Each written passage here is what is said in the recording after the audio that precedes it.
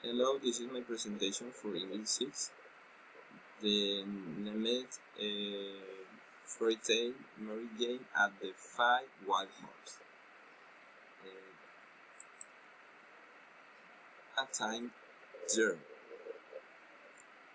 was an elderly girl called Mary Jane. She was on the way to see her friend Grandma Nolan when she decided to take a shortcut through Central Park. It wasn't long before Mary got lost. She looked around, but all she could see were trees. Nervously, she fell into her bag for her favorite toy, George, but George was nowhere to be found. Mary began to panic. She felt sure she had packed George. To make matters worse, she was starting to feel hungry. Unexpectedly, she saw a wild horse dressed in a green t-shirt disappearing into the trees. How odd, thought Mary. For the want of anything better to do, she decided to follow the delicately dressed horse. Perhaps it could tell him the way out of the forest. Eventually, Mary reached a clearing. She found herself surrounded by a house made from different sorts of food. There was a house made from sweet potatoes, a house made from chocolates, and a house made from fruit. A house made from cheese, a house made from muffins, and a house made from pancakes. Mary could feel her tummy grumbling. Looking, and the house did nothing to ease her hunger. "Hello," she called. "Is anybody there?" Nobody replied. Mary looked at the roof of the closet house of the wonder. It would be rude to eat somebody else. Chimney. Obviously, it would be impolite to eat a whole house, but perhaps it would be considered acceptable to nibble the odd features of life, the odd fitting in a time of need. A cockle broke through the air, giving Mary a fright. A witch jumped into the space in front of the house. She was carrying a cage, and that cage was George. "George!" shouted Mary. She turned to witch. "That is my toy." The witch just shrugged. "Give it George back," cried Mary. "No, you're Nelly," said the witch. "At least let George out of the cage." Before they could reply, Wild Horse rushed in front of the pack on the other side of the clearing. Mary recognized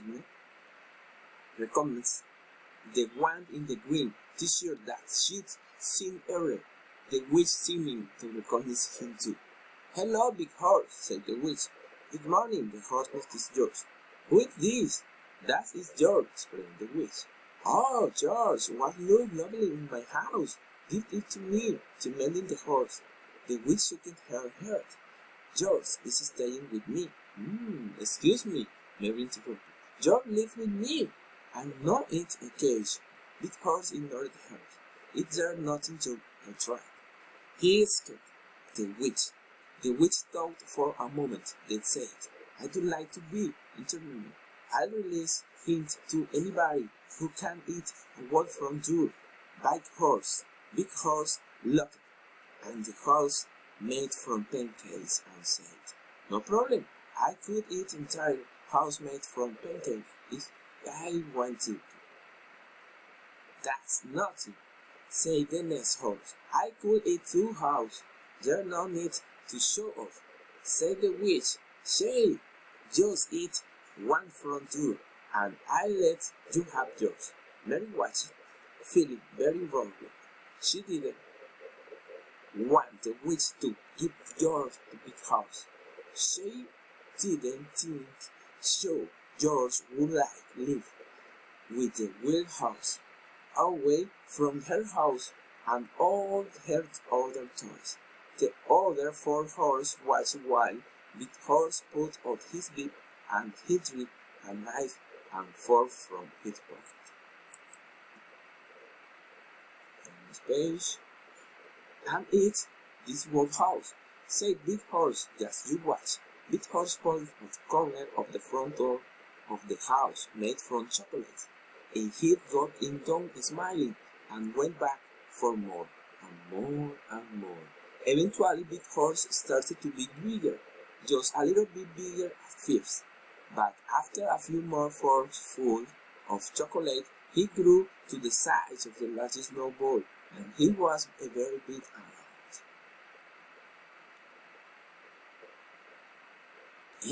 I don't feel too good, said Big Horse. Suddenly he started to roll. He'd grown to so wrong that he could no longer balance. Help, he cried.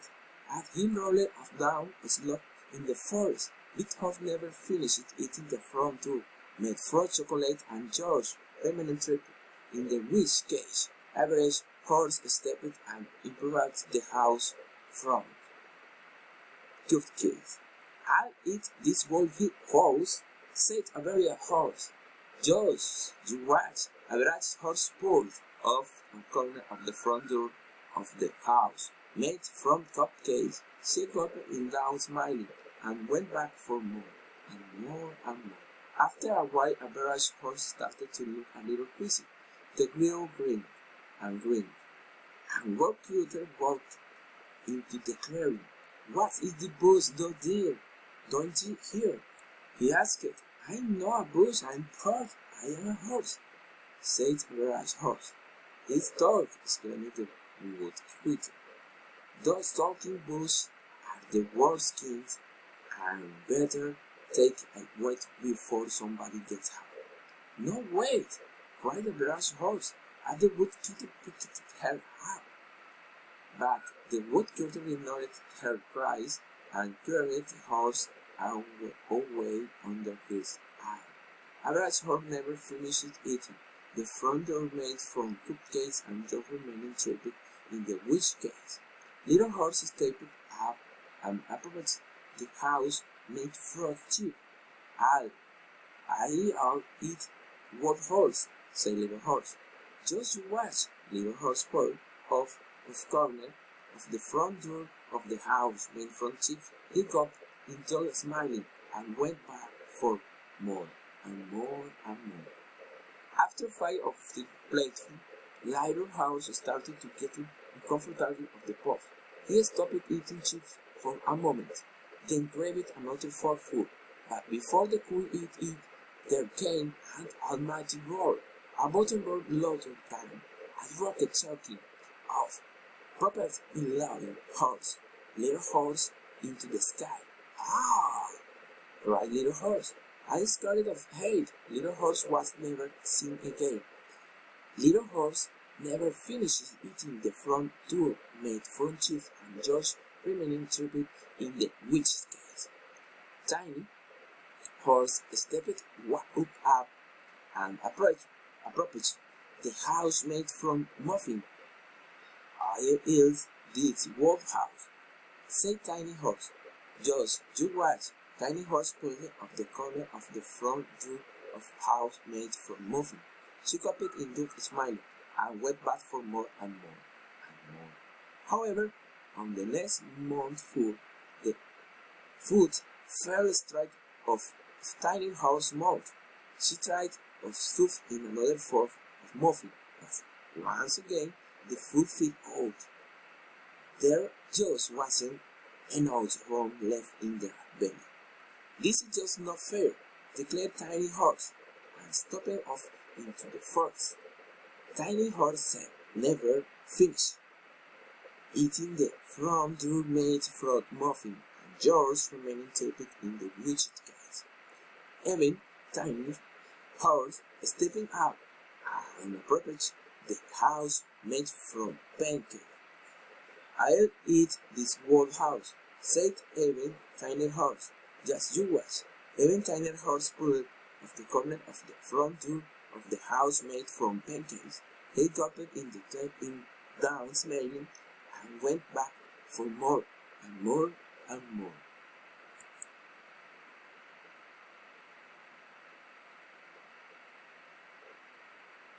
Next page. Suddenly, even China quit eating, started dancing while he danced. He sat at the top of the long pancakes. Watch me eat all the pancakes. It looks as though the pancakes are making your hyperactive launch the witch. Oh no, they are not, cried the Evan. Tiny horse, I already this excited. Why that he walked into the tree. Bong!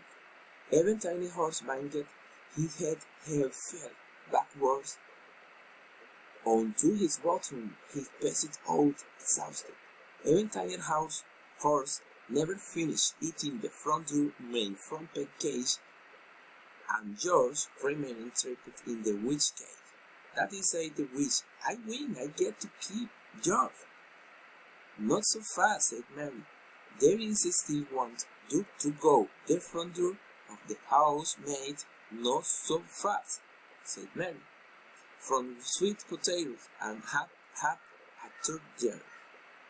a third yet. I don't have to give you a third, longed the witch. My game, my rules. I don't have to give you third. The woodcutter voice carried through the forest. I think you should give her a chance. It's only fair. Fine, said the witch, but you saw that's happening to the horse. She won't last long. I'll be right back, said Mary. What? Said the witch. Where's your sense of impatience? I thought you went yours back. Mary ignored the witch had gathered an healthy pile of sticks. They came back to the clearing and started a small campfire. Careful, she broke off a piece of the door of the house made from sweet potatoes and tossed it over the fire. Once it had cooked and cooled just a little, she took a bite. She quickly devoured the whole piece. Mary sat down and nearly low. Your fail, cried the witch. You were supposed to eat the whole door. I have finished, explained Mary. I am just waiting for my food to go down. When Mary's foot had digged, she broke off another piece of the door, made from sweet potatoes. Once more, she started her foot over the fire and waited for it to cool just a little. She ate it at leisurely pace, then waiting for it to digest. Eventually, after several sittings, Mary was down to the final piece of the dough made from sweet potato. Carefully, she tossed it in to allow it to cool just a little. She finished her final course. Mary had eaten the entire front door of the house made from sweet potatoes. The witch stamped the food angrily. You must have tricked me, she said. I don't reward cheating. I don't think so, said a voice. It was the woodcutter. He walked back into the clearing, carrying his axe. This little George won't fair squad. Now hand over yours or I will chop your broomstick in half. The witch looked horrified. She grabbed her broomstick and placed it behind her. Then, puffing, she opened the door of the cage. Mary hurried over and grabbed George, checking that her favorite toy was all right. Fortunately, George was unharmed. Mary thanked the woodcutter, grabbed a quick souvenir, and hurried on to meet Graham. It was starting to get dark. When Mary got Graham's house, her friend turned his arm around her. I was worried with Graham. You are very late. As Mary described her day, she could tell that Graham didn't believe her. So she grabbed a napkin from her pocket. What that? Asked Graham. Mary unwrapped and dropped made from chocolate pudding. She said Graham almost fell off his chair. The end. Thank you.